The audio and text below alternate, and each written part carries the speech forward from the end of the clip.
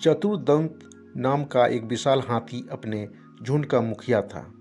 एक बार अकाल के कारण जब सब तालाब सूख गए तो हाथियों ने मिलकर उससे कहा कि प्राण रक्षा के लिए उन्हें किसी बड़े तालाब की ओर चलना चाहिए। इस पर उसने एक हमेशा पानी से भरे रहने वाले तालाब के बारे में बताया और सबको वहीं चलने के लिए कहा। एक बेहद लंबे सफ़र के बाद जब वो वहाँ पहुँचे तो देखा कि तालाब पानी से भरा था। उन्होंने दिन भर पानी में खेल किए। उस तालाब के चारों तरफ खरगोशों के बिल थे, जिससे ज़मीन पोली हो गई थी और हाथियों के चलने से वह बिल टूट गए।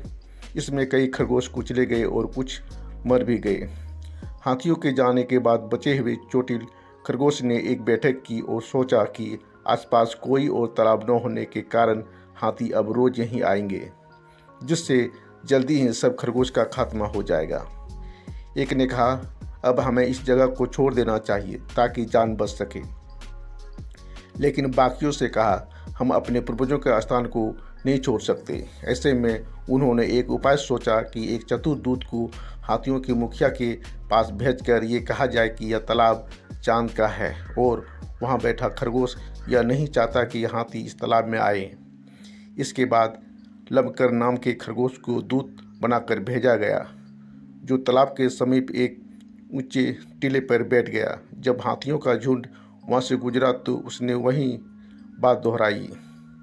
हाथियों के मुखिया के पूछने पर उसने कहा, मैं चांद में रहता हूँ और चंद्र भगवान के कहने पर तुम्हें यह बताने आया हूँ।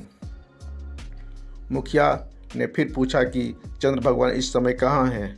लमकर ने कहा, वह इस समय वह तालाब में ही है। कल तुम्हारे पैरों से खरगोश के बिल टूट गए और उनकी प्रार्थना सुनकर वो यहाँ आए हैं। मुझे यह संदेश लेकर भेजा है। हाथी ने फिर कहा, तुम मुझे उनके दर्शन करा दो तो मैं अपने दल के साथ वापस चला जाऊंगा। लमकर हाथियों के मुखिया को तालाब के किनारे ले गया और पानी में चांद की छाया दिखाई। मुखिया को उसकी बात पर यकीन हो गया और उसके बाद कभी हाथियों का झुंड उस तालाब पर नहीं आया। इस कहानी से यह सीख मिलती है कि कठिन समय में भी अपनी सूझबूझ नहीं खोनी चाहिए। यह कहानी आपको अच्छी लगी है तो एक लाइक और कमेंट ज़रूर कर दें। धन्यवाद।